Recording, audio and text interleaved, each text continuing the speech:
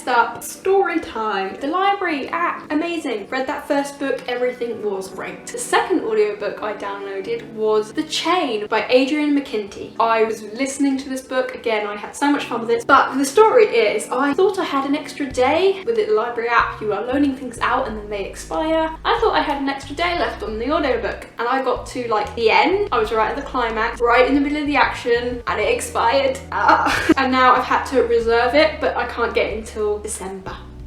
The pain. I was so close to finishing it, and as I've said before, I'm a completionist. Not completing things gives me the heebie-jeebies. I was so frustrated. I was loving this audiobook and then I didn't quite get to the end. So I'm not quite sure how to wrap this book up, because obviously when you finish a book, the ending can make or break a story. So I think I'm going to talk about this book because I just have to express my feelings on this book, and then maybe I'll add in how it finished. The vibe summary. A contemporary psychological crime thriller. Child abductions, anonymous messages forcing you to do the impossible and evil, lots of morality and questions, inner shame and choices, and a complex crime system that is genius. So if you don't want to know any more, this book is very popular. It's been making the rounds on BookTube, so if you want to go into it and nothing more, you can do the skip. But if you do want to know more, I love this story. I know I kind of jumped the gun a bit on my feelings here, but oh well. This book is about The Chain, which is essentially a crime system of continual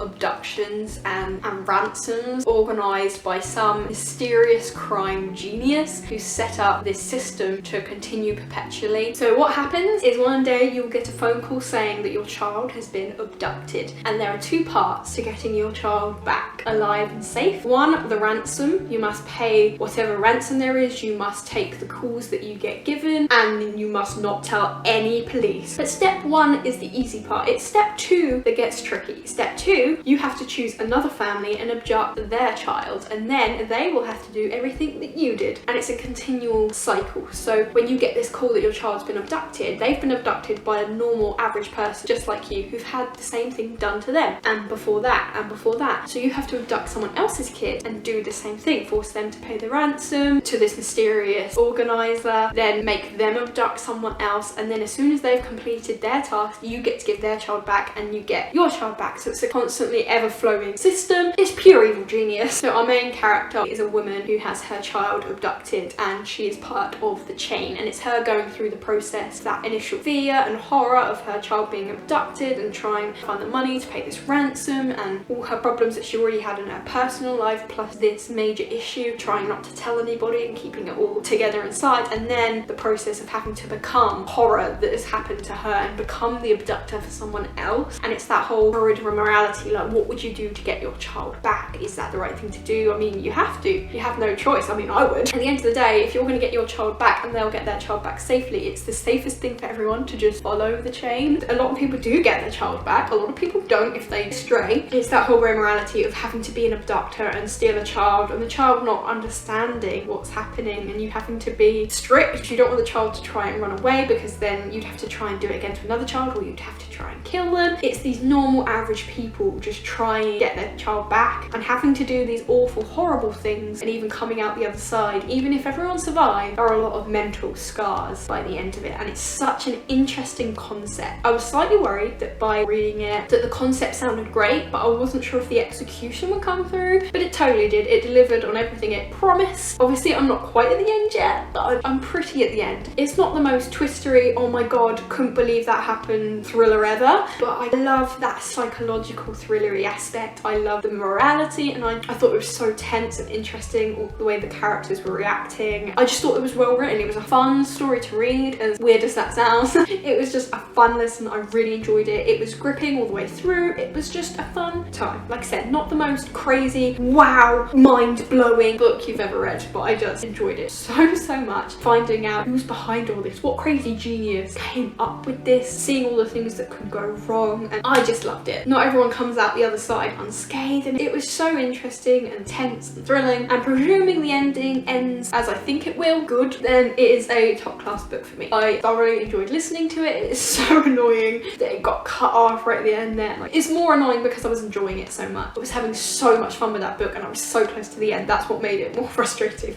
I immediately had to message Connor. A thing happened, you must know. Oh, it's so bad. I'm not crazy, right? That would really frustrate you too, yeah? It's not the app's fault. I knew it was soon to expire, but I thought I had an extra day left on it. So in future, I'm just gonna have to be really, really careful on when things expire and making sure I have plenty of time to read it. And if not, I renew it, because there was a renew button, which obviously didn't press because I thought I had another day. So I'll just have to be more careful in future. I've actually written a whole new section in my bullet journal where I've got the library expiry dates, so I know for sure, and I'm going to be more careful about how many books I take out so that this doesn't happen again. The next book I read was another audiobook from my library app, and this one was by the king himself, Neal Shusterman. If you're new here, Neal Shusterman is one of my favourite authors ever because he wrote my favourite series ever, the Unwind Dystology. One of his earliest works is Challenger Deep. I've been intrigued by this book for a long time. I've been collecting all of Neal Shusterman's stories. Challenger Deep is like his first work, and it's his most unusual work because he mostly does like dystopians in this day and age, and that was his first one. Was very different. So I knew it was going to be quite different going into it. I didn't know what to expect. I didn't want to have high expectations because of who he is, and it was strange. I liked it, but it was strange. Okay, so the vibe summary. Vague, abstracted contemporary about mental health and disorders. A strange, faraway, fantastical place in a contemporary world. Whimsical, odd, and powerful. So that is the vibe summary if you don't want to know anymore. Going with that, just know it's hard-hitting, all about mental health and mental illness, and that it's really strange and bizarre. If that's all you want to know, you go for it. You have my full support. If you want to know more about it, I went in totally blind. I had a great time, but I think going into it knowing a little bit about it could be beneficial. Here is what it is about.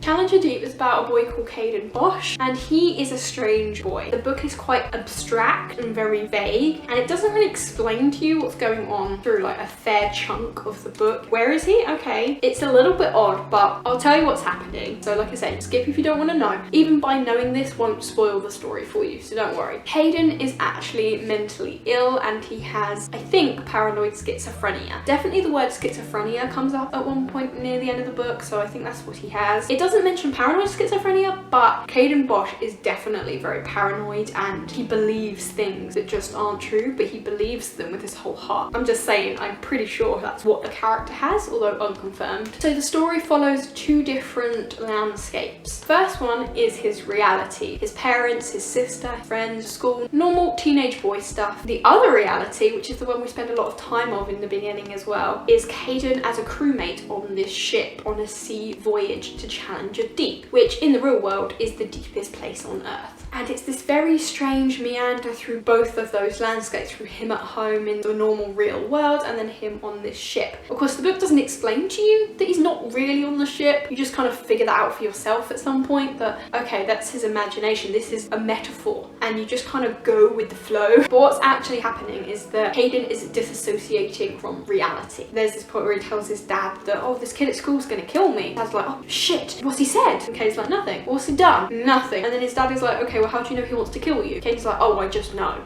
I can just tell. And like Caden believes that. There are these instances you see certain things happen, certain experiences from Caden's past and present, and how he thinks about the world and how he sees the world. And then you have the perspective of him on this ship, and there's a captain, there's his parrot, there's a ship hand and a bunch of other crewmates. There's also the ornament. What's the ornament called on the front of the ship? Oh god, I'm blanking. What's the thing called on the front of the ship that's usually like a woman? I can't remember. Oh god, that's gonna piss me off. So he's got all these characters that are strange and unusual on this sea voyage. And what's actually happening is this sea voyage represents fantasy, his brain disassociating, and all the characters on the ship are the people in the mental hospital that he ends up going to. The captain, this is an interesting one. I think the captain is a metaphor for his schizophrenia or mental illness just in general. All the different crewmates on this ship represent the different people he's sharing this mental hospital with. And it's quite heartbreaking because you get through the book and you start to realise, oh, and then you see where his parents drop him off at the mental hospital, and then you start to see that all the characters in this hospital somehow are very akin to the ones on his ship. And through all of this, it's just Caden talking about how he sees the world in very metaphorical, poetic, abstracted ways. There's a lot of truth in it. It's quite deep, profound. It's very interesting to listen to Caden's perspective, the things he's talking about, and overall the story was just so good. It's a little strange at first. He's on a boat? No, he's not on a boat. How is he on a boat and in... Oh, that one's not really happening. Got it. It's definitely not my favourite book I've ever read, but the themes and the topics brought up are so interesting. It was so cool to read a story about someone with this particular mental illness. I've not read many books about schizophrenics before, and it was very, very interesting to read it from such a personal view. I related very heavily to some of the things Caden felt. Obviously, I wasn't as paranoid as Caden. I don't have the schizophrenia or anything, but there was this one chapter especially where he talked about suicide, and let's pretend we don't relate to that. It was just so interesting to hear Caden's thoughts and what it is like for him, how the medication changes things and how he sees doctors and his parents, how his thoughts change and how fluid it can be, how the ups and downs he goes through, the different patients who are all suffering different things, the way everyone treats Caden. It was just so interesting. It was written very lovingly and very beautifully. It didn't seem pretentious to me. It just seemed so honest but deep, pondering thoughts, really introspective, so many different things that we don't want to talk about. And after I finished the book, I had to look up why Neil Shusterman chose to write this, and it all made so much sense. So I read a few interviews from Neil Shusterman, and it turns out that I think it's his eldest son has a mental illness and had a very similar experience to the character Caden. So obviously there's a lot that's fiction in the book, but the experience of this story is taken from the personal view of what his son went through. And when his son got better, the medication was good and they were in a better place, he helped his dad Neil write the book, and you know, write the book well and properly. That's why it felt so loving. That's why you could understand it from Caden's point of view. It felt, you know, I don't understand what it's like to be a paranoid schizophrenic, and yet it was described and explained so well, and you really were in Caden's head, feel the ups and downs. You could see why he just believed what he believed and how fluid everything was. It all made a lot of sense, and to know that it came from such a personal place, it's amazing. And the fact that so many people have read that and it shared that personal experience, I think is amazing, and I think that's beautiful. We need to hear things like that, and we need to see other people's perspectives, especially perspectives like that, which are strange and unusual and hard to understand unless you live through it. And books can do that. Books can explain these experiences that we can't experience otherwise. It just made it all the better to know that this book was based solely on so much truth and reality, and that's why it felt right. That's why it didn't feel pretentious. That's why it didn't feel dramatic. It just felt like that's what that kid went through, and it's odd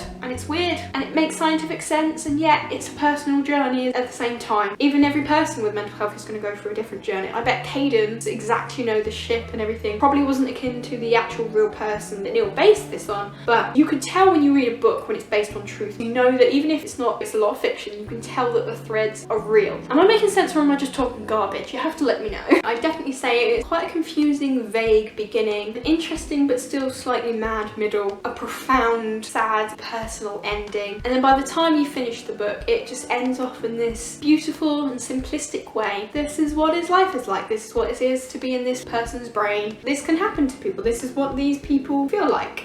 Everyone is going to be different, but you have experienced this as Caden. It was fun to try and compare the real life people in his ship reality. It was fun to see his past experience and how they influenced his now. All the topics he covered. It's very difficult to pinpoint because the book meanders through so many different thoughts and feelings and topics. I really enjoyed it. It was not what I expected. I have no idea what I expected, to be honest, but I really enjoyed it, and the more the book goes on, the more and more interesting it gets. If you have listened to this and you've not read it, it doesn't spoil it because it's so much better to read it. I can't convey to you all the thoughts, ideas that the book brought up. That's one of the things you'll just have to read and find out for yourself. You'll have to make the connections between the real and the imagined, and it's fun to do that. It's like a little puzzle that you put together, and also you get all these tidbits of life, and it's just an interesting thing to listen to. It's a little bit dreamlike, you know, it doesn't completely make sense, but the narrative is interesting. I highly recommend it, and I love that it was written with this personal aspect in mind. That's really important to me, because that explains something real there, not just something that someone made up and has nothing to do with real mental illness. This is a real mental illness, and it's nice to explain it like this, and I understand it more than I did before I read it. Great book. Neil Schusterman started off in a very different place in his career when he began writing, and he's evolved a lot since then, but even back then he knew how to weave those complex ideas. I can see now how that informed his future writing, and I just think it's a great story. It's a one-off. You don't have to read any other Neil Schusterman to understand it. It's very different from all this other stuff. And the last book I'm going to talk about today, I actually started reading this I think before Challenger Day, but I read a lot of these audiobooks above the physical books I read, so it's hard to order them. The last book I read in November was We Are Blood and Thunder by Cassia Lupo. Now, as you can see,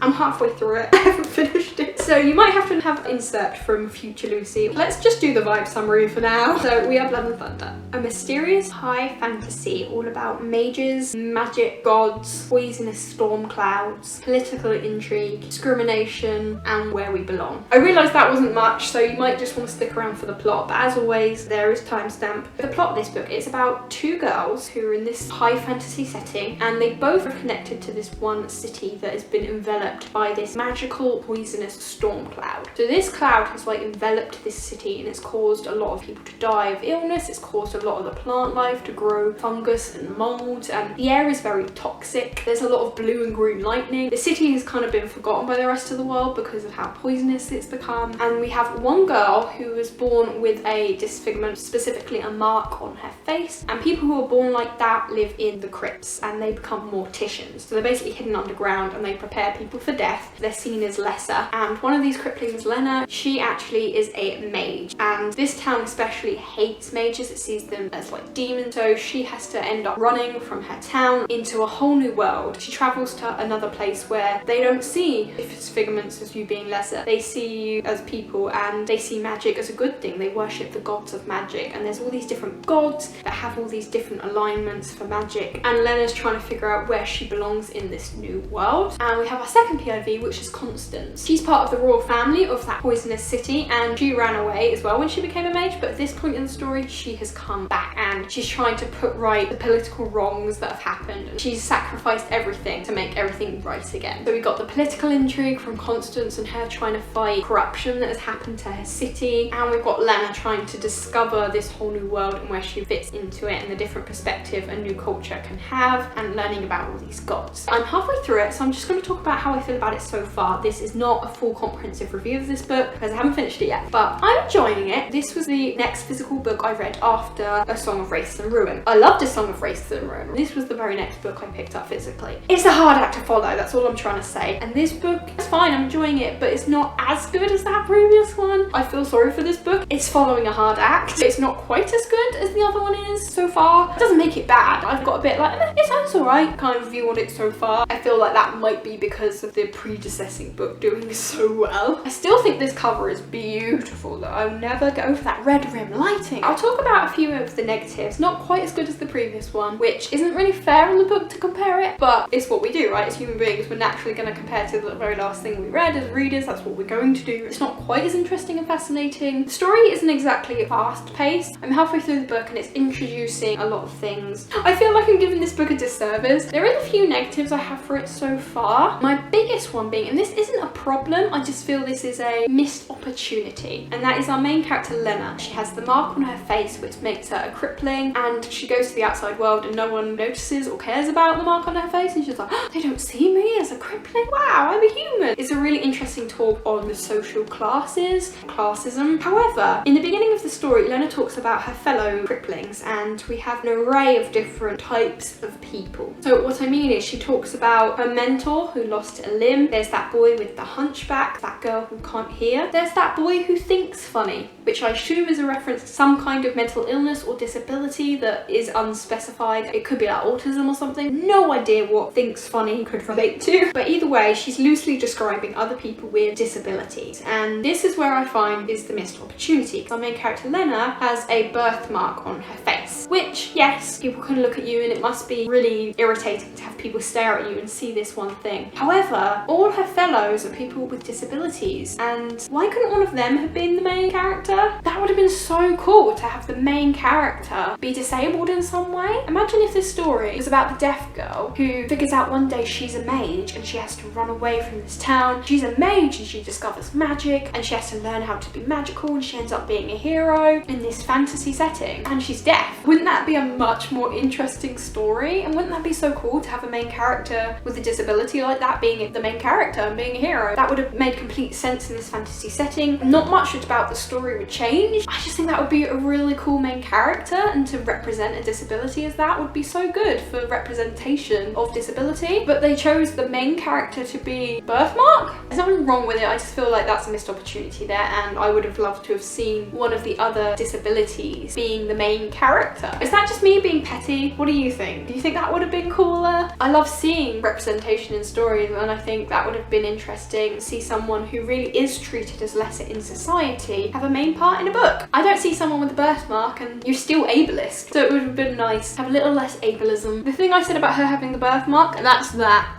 Obviously, this cover art doesn't exactly replicate what the characters look like. This is Constance and this is Lena. Lena looks quite dark-skinned anyway, which is cool. And it does describe her in the book to be kind of dark-skinned. But her birthmark isn't like, when it describes it in the book, it seems like it's big and obvious black and like really dark. Whereas in this illustration, it's quite, it looks like dirt. I've never noticed before looking at this cover, and I've stared at and admired this cover a lot, you know. I've never noticed that that was a mark on her face. This is supposed to be her disfigurement, and it's something I never noticed in the cover art.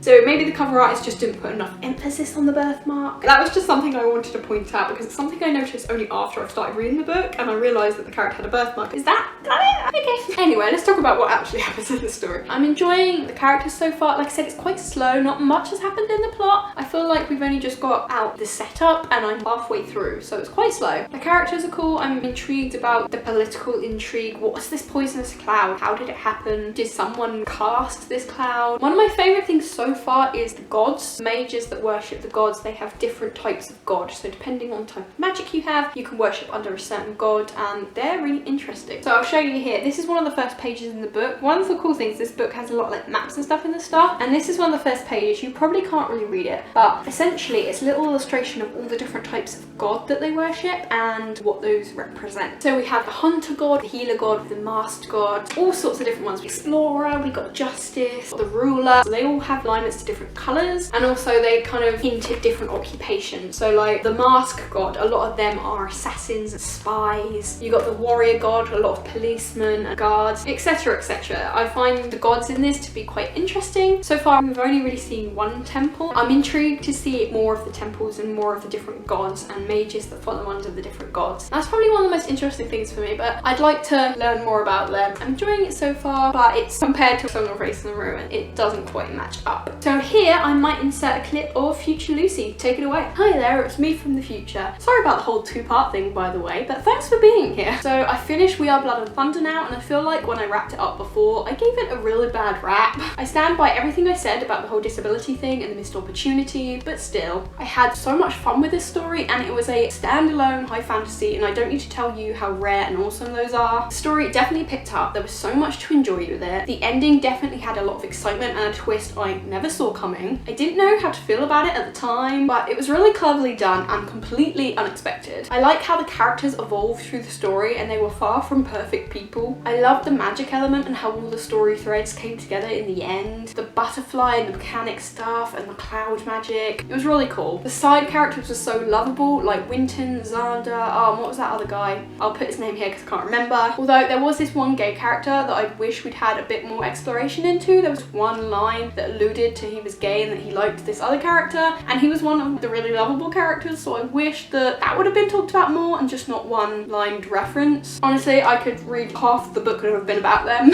I like how the love interests were really downplayed. The main focus of the story were these two kick-ass females and their adventures and their story, and there was a couple of romantic love interests, but they were really not what the story was about. Strong independent leads were definitely the focus of this story. There was this one line where this kind of potential love love interest is being affronted by the villain, and he says, hand her over, and the love interest is like, she doesn't belong to me, and Lena's like, I belong to myself, or something like that. And that was a really nice touch. I was really impressed that the male love interest didn't have that toxic, possessive trait that a lot of love interests and romances tend to have, and that was really, really great. I remember thinking, oh, how cute. Wait, the bar is really low. Wow, the bar is that low, huh? But to have such a high epic fantasy with these two kick-ass females being the focus was really, really awesome. It's something we need in fantasy, to have more female-led stories. The book was really eerie and creepy and had such an unusual plot line. In the end, it was a really great book to read, and I do recommend it. It still isn't as good as A Song of Wraiths and Ruin, but it was a really great book and I highly recommend it. So if it sounds good to you, pick it up, because I really, really did enjoy it, and that cover is great. Sorry, I won't mention it again. I will.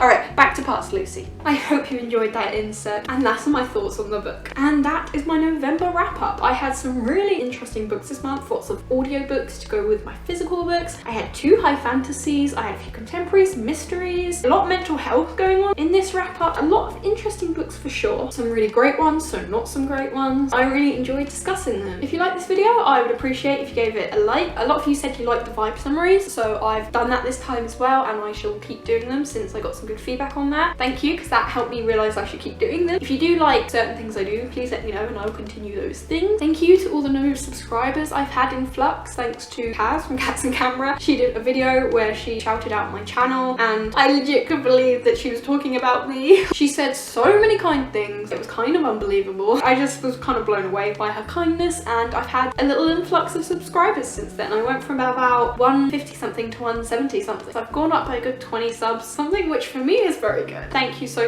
much, Kaz. Your kind words were so nice, and they made me feel so good about myself for about 5 minutes. So that was a really nice change. And thank you to everyone who's subscribed since then. Hi, I've also been trying to speak to more people on Twitter and on network and stuff. So that's been really, really fun. So many videos I need to catch up on, because I found so many new small booktubers I'm gonna have to watch. But it's gonna take me about 3 years to get through. But anyway, thank you for watching this video. Let me know down in the comments, do you think it would be cooler if the We Are Blood and Thunder character had an actual disability rather than a birthmark? And have you ever read a book where a character has frequent migraines? Let me know. Those 2 things in particular might be fun questions. Let me know down in the comments anything you want to talk about, any of these books have you read, or any of these books you want to read, or your thoughts. I would love to know. I love chatting in the comments. It is my favourite thing. Literally, I'd forgo 0 likes if I just got comments. That's the truth. I love comments. Thanks so much for watching. I've got a good few videos planned. In fact, I've planned out my whole video schedule till the end of January. I've got my whole of December and January planned. Let's hope it all goes how I've scheduled it. I've got a big birthday haul that I want to do, because I got so many books for my birthday. I've got the ones I've showed you and so many more, so I'm going to do a big birthday haul. Watch out for that, probably coming next week. That would be so much fun. I've got some Christmassy themed videos coming in December. In January, I've got all the books I've read this year, unread books, book stats, all sorts of lovely, delicious things. I love end of year because I get to summarise all the books I've read in the whole year, and I love that. It's so much fun. I cannot wait to do those videos. Stick around, subscribe. We can go on that journey together, and you can see my whole year in a glance. Won't that be fun? The disability birthmark and the migraines, have you seen? Let me know in the comments, and thank you for watching. Sincerely, thank you, and I will see you all in my next video.